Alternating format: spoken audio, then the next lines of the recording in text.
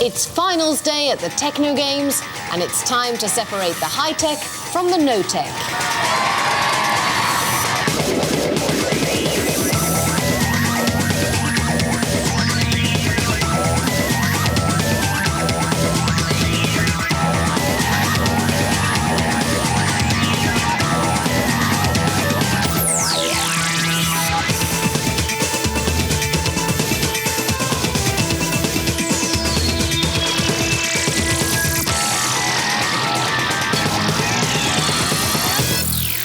Last week, we've seen robots run, jump, climb and swim, not to mention fall over, go around in circles and explode.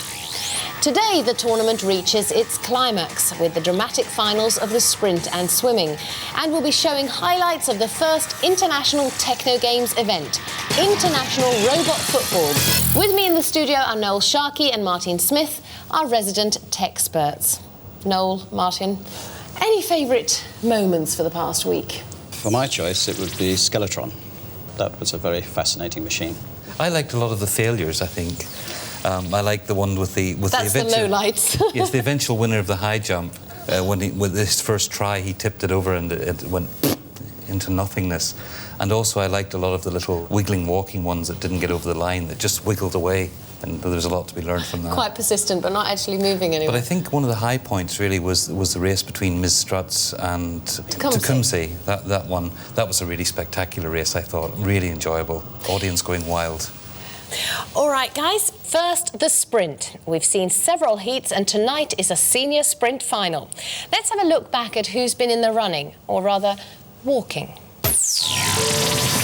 And away they go, Scuttle almost beating the Hooter. It's all over the track, but it's made more progress than the biped, but it's lost a leg.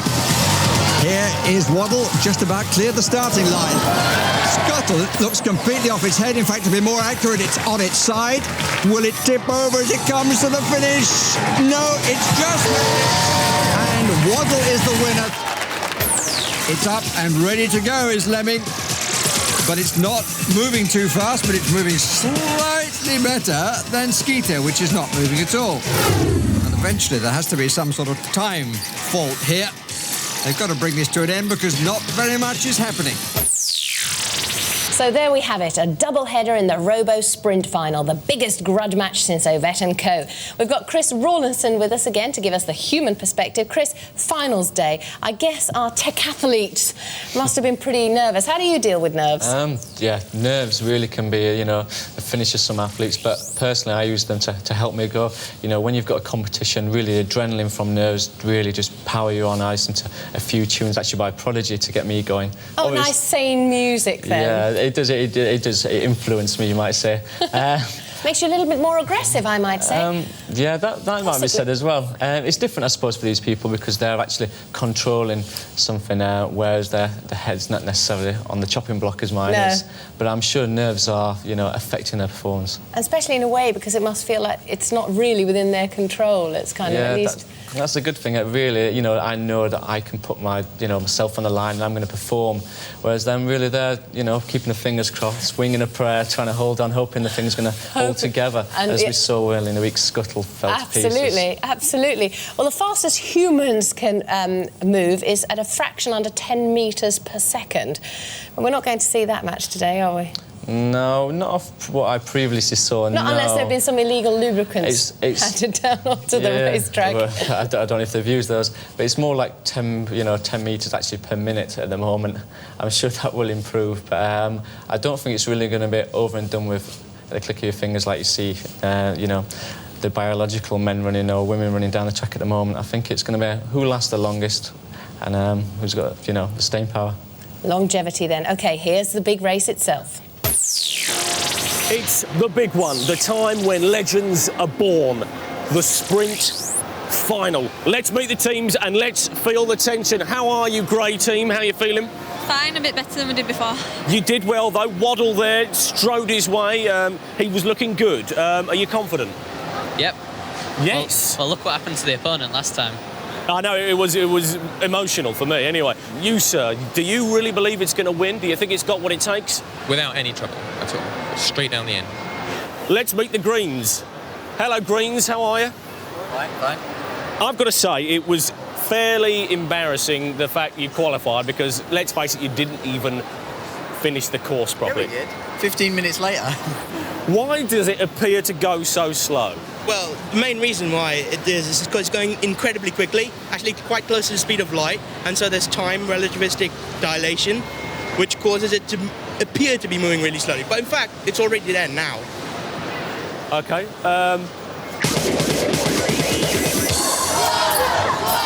A different lane for Waddle in the final, but I would doubt a change of style. As for Lemming, how much has it suffered from its experience in the swimming pool? No signs of rust, I trust. And away we go. Best foot forward from Waddle. Bit of a problem for Lemming. It's feeling the pressure at the start, I think would be the accurate expression. Pressure's been adjusted. Looks as though the dials are okay. It's got them focused down the course, where Waddle has a distinct advantage. Its danger, though, and it was close then, is will Waddle topple over? As for Lemming, well, it likes the sideways move, and I wonder if they could introduce a dancing competition. It might be rather good at that. More help needed for Lemming. It's being turned to the right direction. Reprogramming might be of more benefit, but they're loving it. Waddle has picked up a fan club, and it's just getting, was that a little tap of appreciation? Just a slight redirection.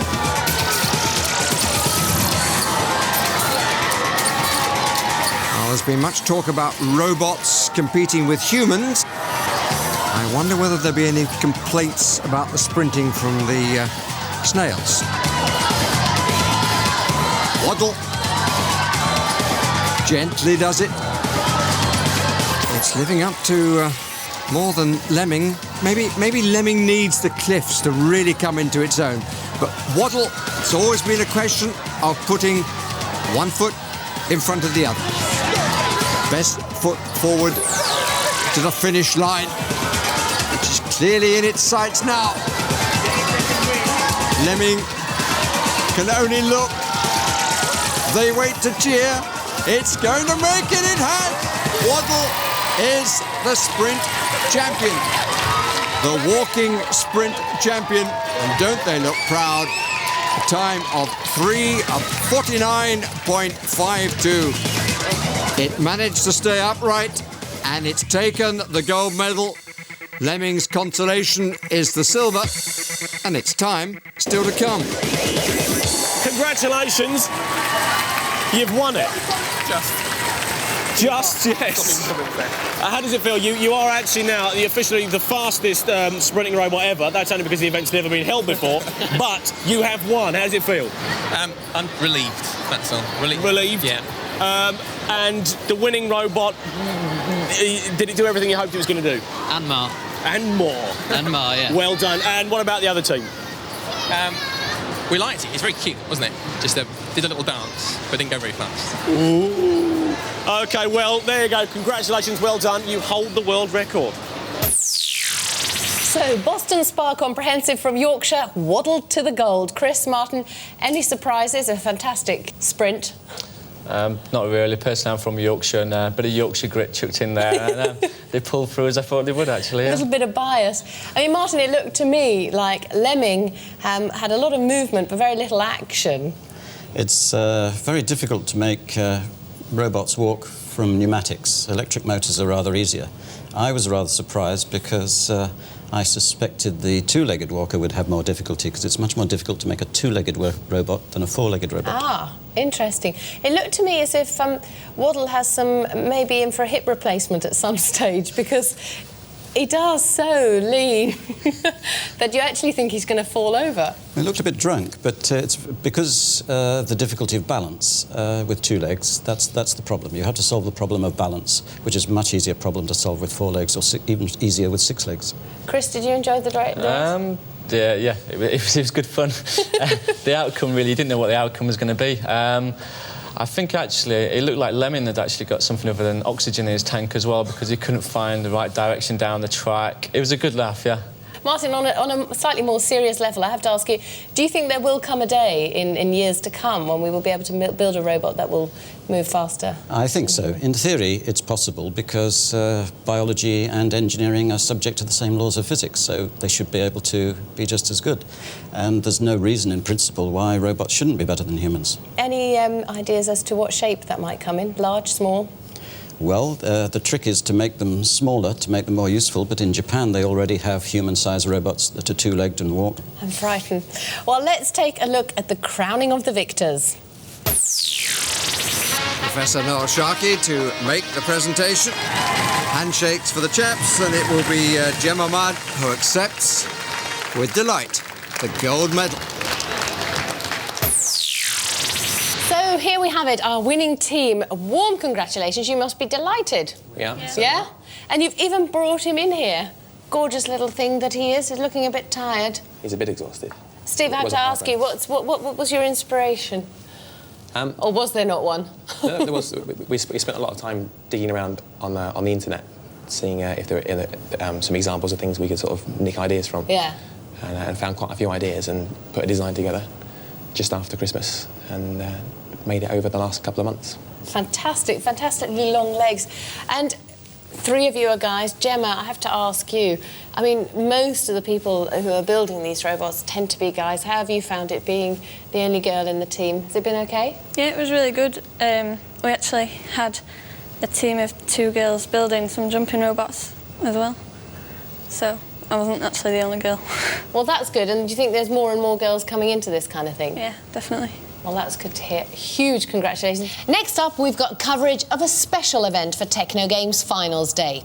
It's the robot football. At last, a real chance for England to beat Germany in international competition. The match took place at a football ground just a stone's throw from here.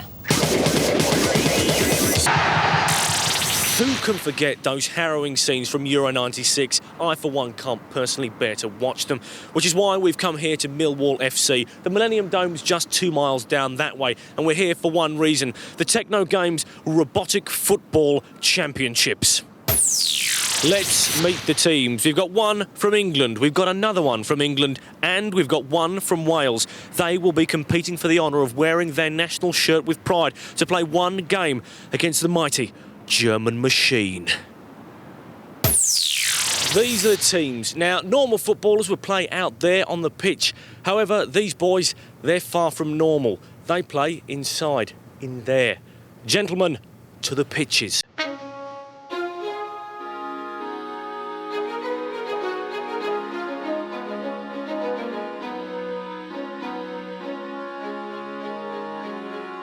You find me now at the Techno Games 2000 Robot Football event. It's taking place in the Millwall Manager's Suite. I'm here with Professor Jeff Roberts, Professor of Mechatronics from the University of Wales College, Newport.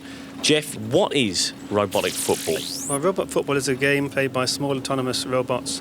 They're computer controlled and they play on a tabletop pitch. The aim of the game, like any football game, is to score as many goals as possible. What are the rules? I mean, in loose terms, is there any difference between this and normal football rules-wise? It's basically the same as normal football, except we only have 3 players, a goalie and 2 players on each team. OK, how do the robots work? What's controlling them is a computer, but in order for them to be controlled, they need vision feedback from the camera, which is positioned above the board.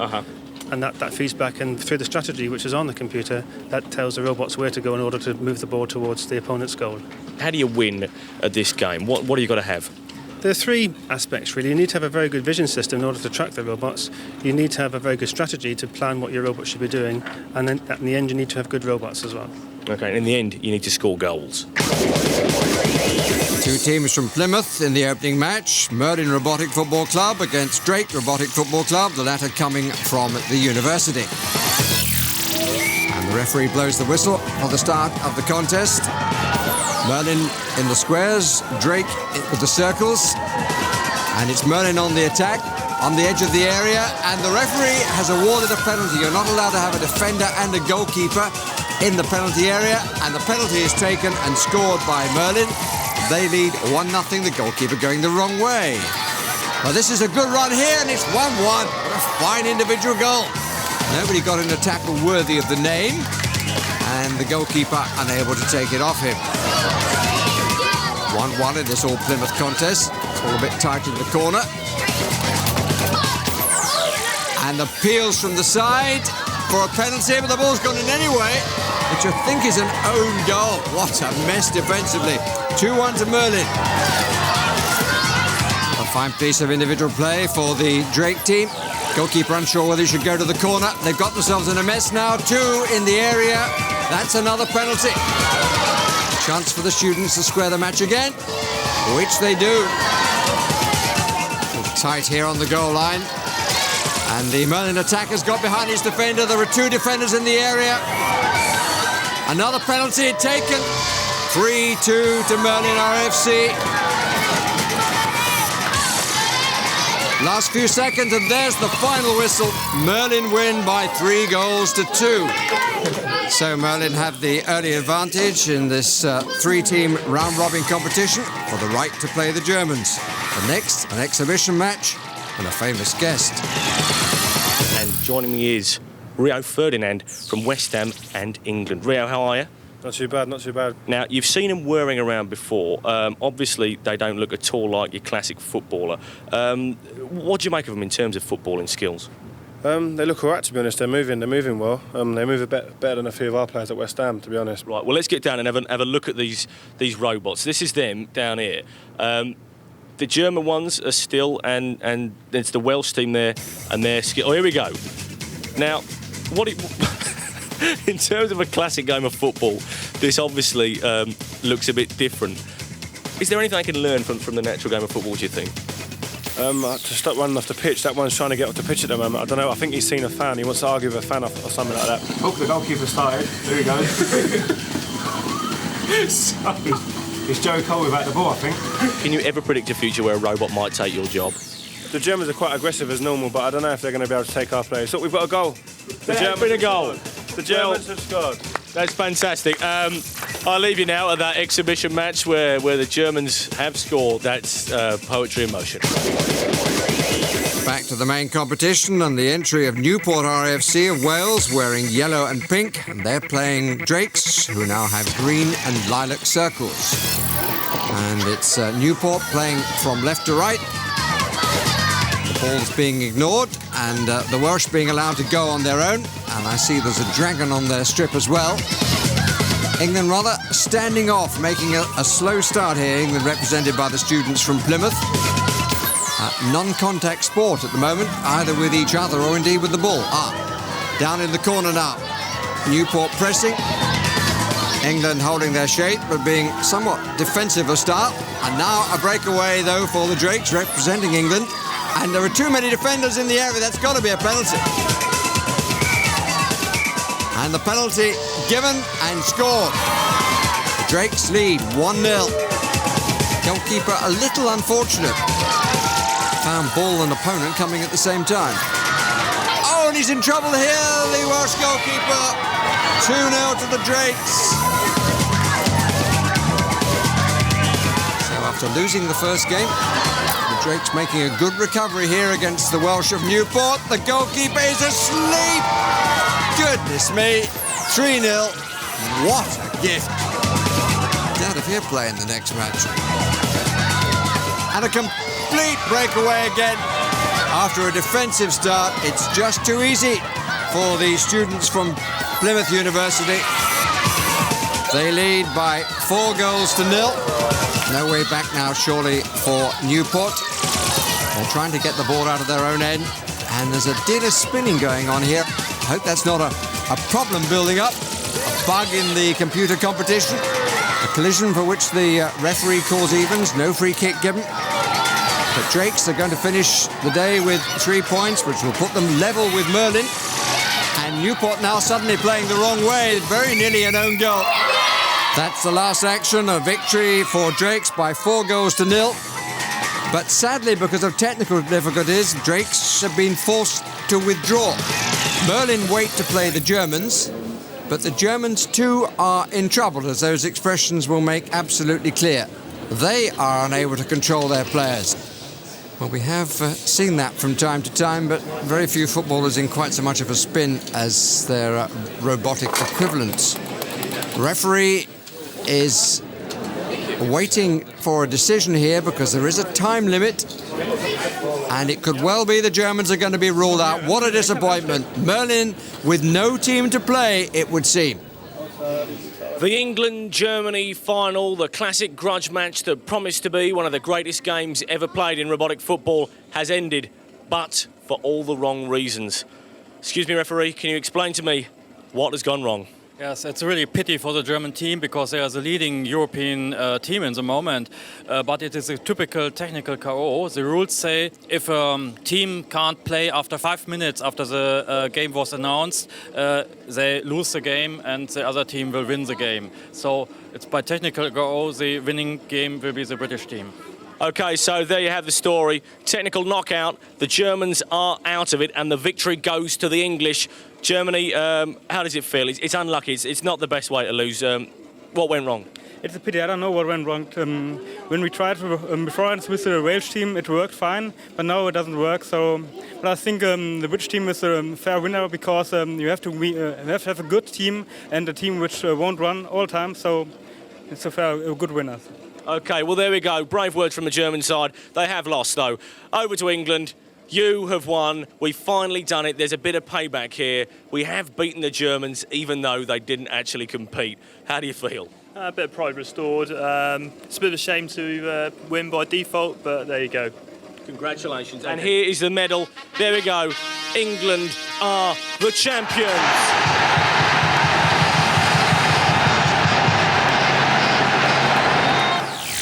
Well, naturally, the result would have been different if Sweden had been playing. Next up is the final of the swimming, but first let's take a look at who were the speedboats and who were the shipwrecks in the previous heats. And they're ready to go, and a very, very smooth start by Calypso. Floats away from the start. What a contrast with Lemming. Looks like a fish from there, and it's certainly going to set up a very good time indeed. No doubt about the winner here, by almost the distance of the pool. And away we go. And the Cybershark has certainly made the better start. That's a good undulating movement that's been produced by Cybershark. It's 1:12, 1:13, 1:13.63. And here comes Snappy into the last 5 metres of this 25-metre pool. Certain of its place in the final, and 1 or 2 people might fancy its chance of taking the gold. Very comfortable win. So the final lineup features Calypso, Snappy and Cybershark. We caught up with the teams as they put the finishing touches to their tech athletes. The children went through the idea of making circular motion turn into linear motion, didn't you? And they all come up with, oh, it's like a steam train, and it's exactly that sort of motion. So they've been learning throughout. Basically, it's a 12-volt motor powering 2 flippers. I think we're using a dolphin kick because we're worried that if we do a side, it might move side to side, and we think it'd be safer just to use dolphin kick. This is the main gearbox section here. In there's the motor. We've got the connections there. All it's got basically is a worm gear with a sort of a gear wheel on it, which gears it down, turns the horizontal movement into the vertical movement, brings it across. Then we've got a crank system here, which then basically gives some actual leverage onto the fins. Most of the design input, again, has come from the small children, which is brilliant, because you're never too young to start on engineering. We hope that the buoyancy tanks being out at the side will also make it more stable, so it doesn't rock in the water and roll over. With their robot constructed, it was down to the local pool to see if Cybershark would sink or swim.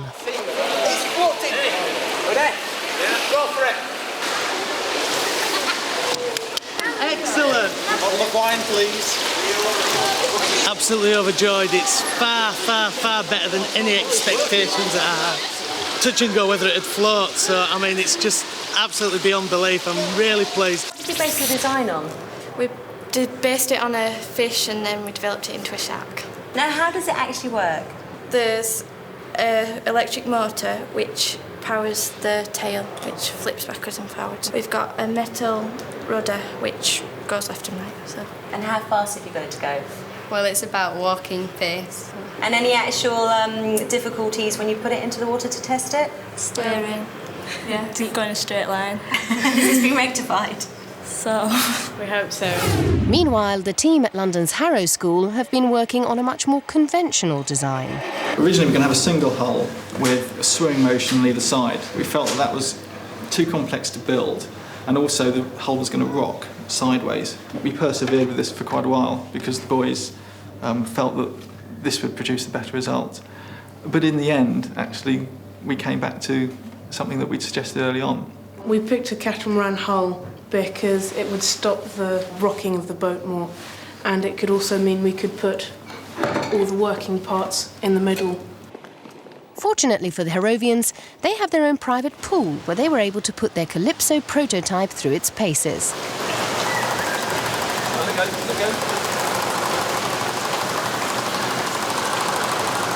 That's great because it's coming in towards the side. It's got the motor on one side, so it's weighing it down. Excellent, our first successful test. Brilliant. We've just got really sort of makeshift fins that we put on there for the first time. Yeah. So once we've got it fully radio controlled, we'll come back down and we'll spend a lot of time perfecting the fin design. So, still a lot of work to be done by the Harrow team. How will they get on in the final? Who are you going to put your money on? Well, I'd like the Sharkies to win, of course. But in the heats, it seems that the Cyber Shark was coming second in terms of timing, and Calypso was first, and Snappy was a long way behind. So we'd expect a sort of close thing between Cyber Shark and Calypso. Martin, what about the different shapes of the finalists? At these sort of speeds, the streamlined shape doesn't matter too much, but the real thing that counts is the power source and the efficiency of the propulsion system. All right, guys, let's get on with the race. Let's meet the teams.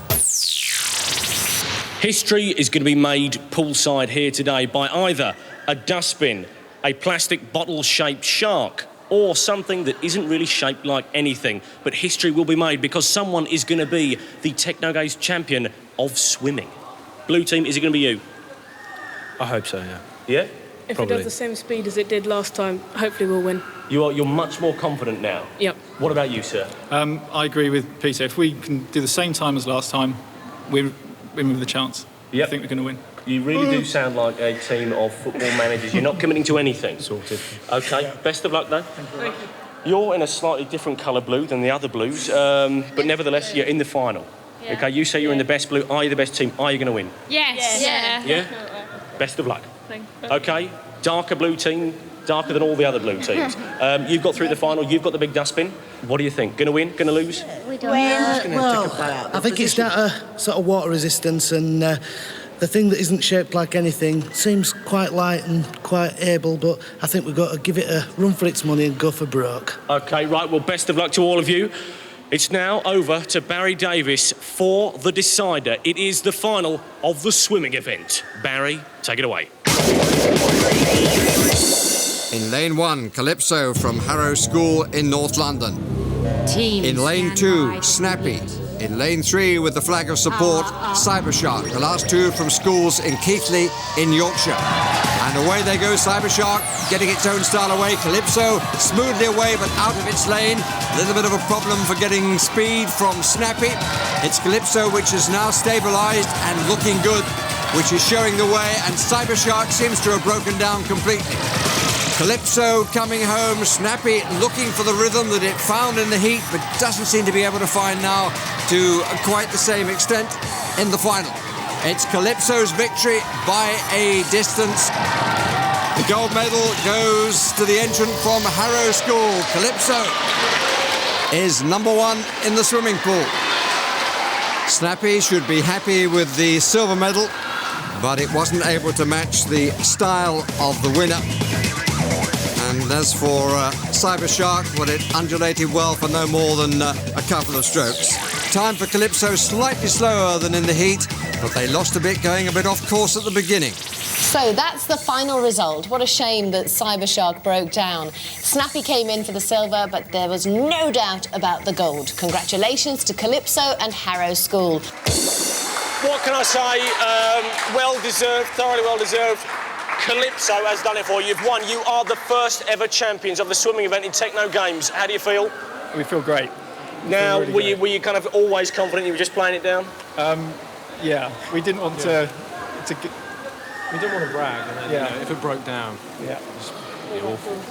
But you've won, and richly deserved. There you go. There is your medal. Thank you very much. Wear it with pride. Thank you very much, and well done. Well, that was a pretty impressive victory, wasn't it, guys? Yes, it was. I was very disappointed that the Sharks didn't win, though. I thought you wouldn't be. What's the key to Calypso's success, then? I think the fact that Cyber Shark broke down. Oh, come on, be a bit more generous than that. Oh, they both did very well. Considering the time and the money and the materials they had at their disposal, I think they did very well. So, the first Techno Games is nearly over. Who knows what heights robot athletics will reach from here? Maybe we'll end up seeing a robot that can do the decathlon or a computer that can throw the floppy discus. But the past week's already seen plenty of drama. Just take a look at this.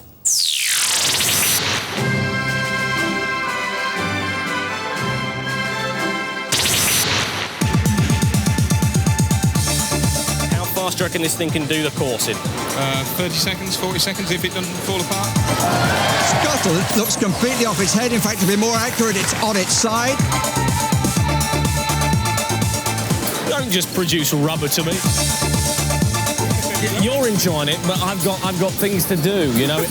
At around the age of 60, I was planning on, you know, gardening and things.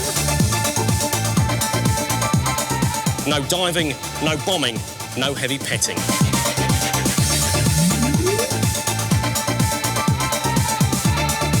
What do you need to be a fast swimmer? Big hands, big feet. Big feet? No hair. It's the shot put, the housewife's favourite event. That's really heavy. There's 5 metres, there's 10 metres, and there's 15 metres, and the real quality robots have the Thames as their end goal. Plenty of whip required on the far point. Oh dear, oh dear. Oh dear. And it's only about 3 metres something. It's a bit of digging out of the turf.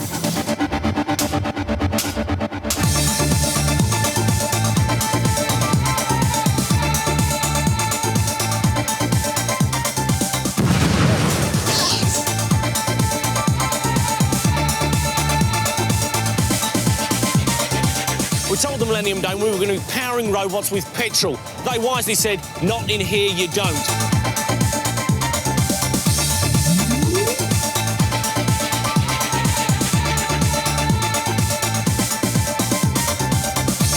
What's the potential jump it's got on it? Well, we've planned about 10 metres. Oh, and it just didn't get off the line at all.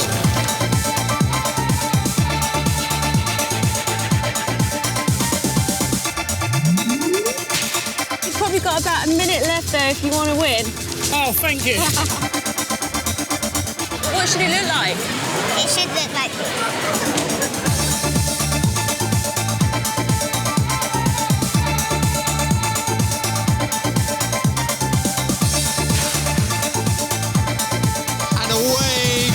Simeon to win with great ease in 3.5 seconds. The more traditional style of Skeletron, though. What about you? Upset. Just ready to Is an option. Right, well, fantastic. Obviously, you've made the meal, but completely lost the competition. I'm surrounded by lunatics who've covered a bottle in green felt.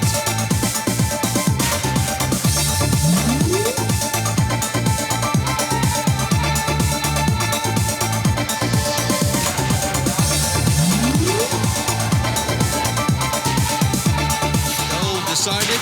It's a question of whether Bottle of Doom can improve. Oh, and they can. They hit the roof quite literally.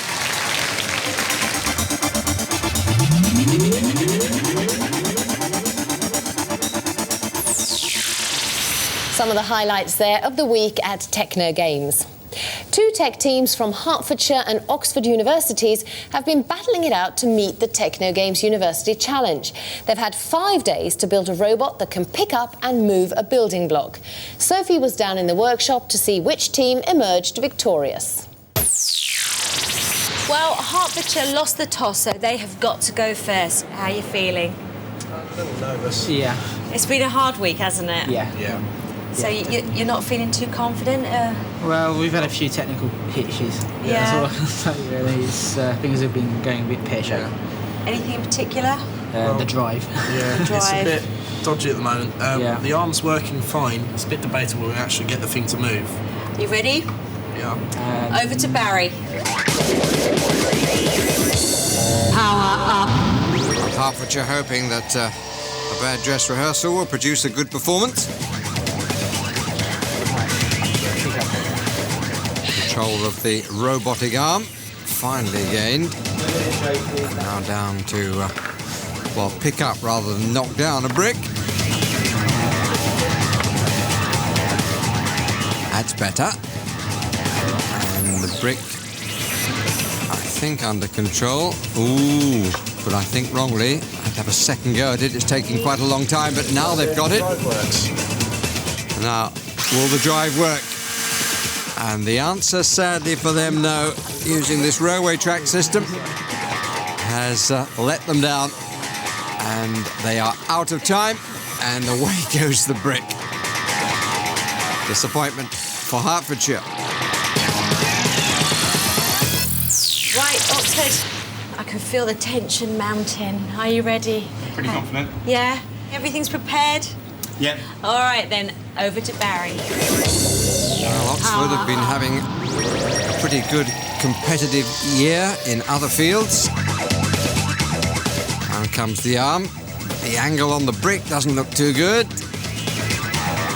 And a quick change of mind here to go for another brick, I think. And closing in on it, and picked up very sweetly indeed. Now, does their monorail function rather better than Hertfordshire's rail track? The answer is quite clearly yes. And to complete the task, the brick must be placed down, and they do that to much applause. Really, the only problem was selecting the right brick. From then on, it went very smoothly. Oxford, congratulations.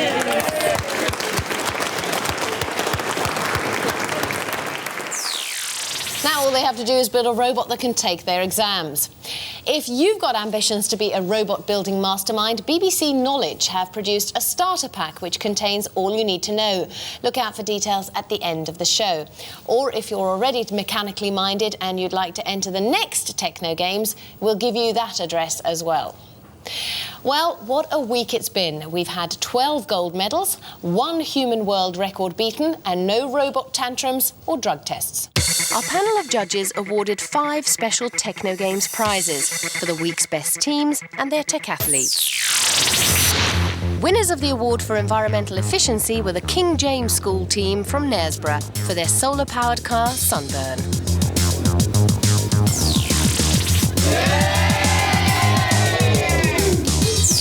The team from the Oakbank School in Keighley picked up the award for Best Teamwork for building the highly impressive swimmer Cybershark.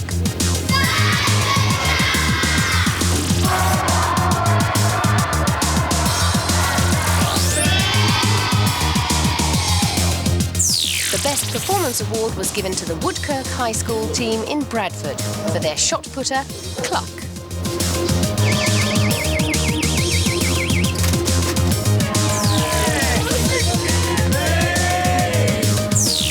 High School in Worcestershire scooped the Best Engineering Award for their unforgettable petrol-driven sprinter, Tecumseh.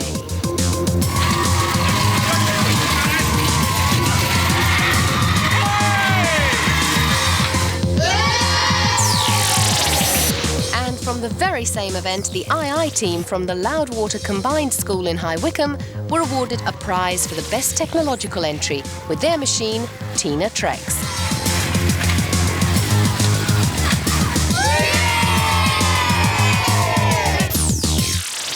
Now, for the award that's been whetting the appetite of our tech teams all week.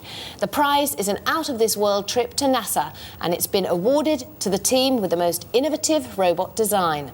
Sponsors of the prize are Nesta, the National Endowment for Science, Technology and the Arts, which promotes British innovation, talent and creativity.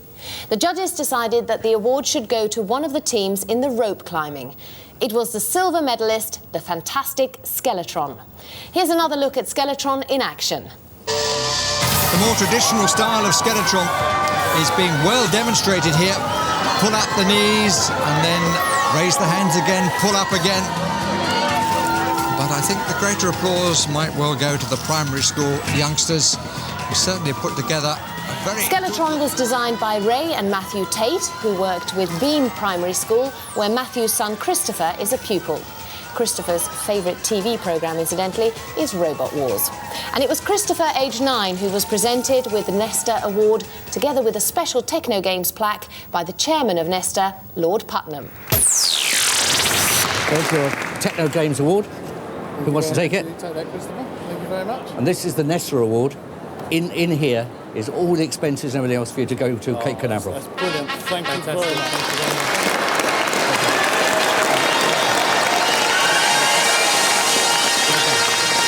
Techno Games 2000, what do you think of it? It's extraordinary, and it offers a phenomenal opportunity for us in Britain. Basically, we've got these marvellous design technology classes all over the country, but without a real focus. And what Techno Games gives us a chance to do is get the idea of innovation, creation, sort of thing this is, into every school in the country, have them compete against each other, have regional runoffs, and actually make something very, very exciting out of the creation of the robots and robotics of the 21st century. So it's a most brilliant idea, and if every school in the country attaches themselves to it, there's a chance to do something very special. That's it from Techno Games 2000. It's been a week of high achievement, high drama and high-octane thrills. And in amongst all the action, we've seen the birth of the first generation of robotic sporting all-stars. In years to come, perhaps the names Skeletron, Calypso and Waddle will be up there with human trailblazers like Jesse Owens and Roger Bannister. The robots are coming. You better cheer them, because let's face it, you can't stop them. Good night.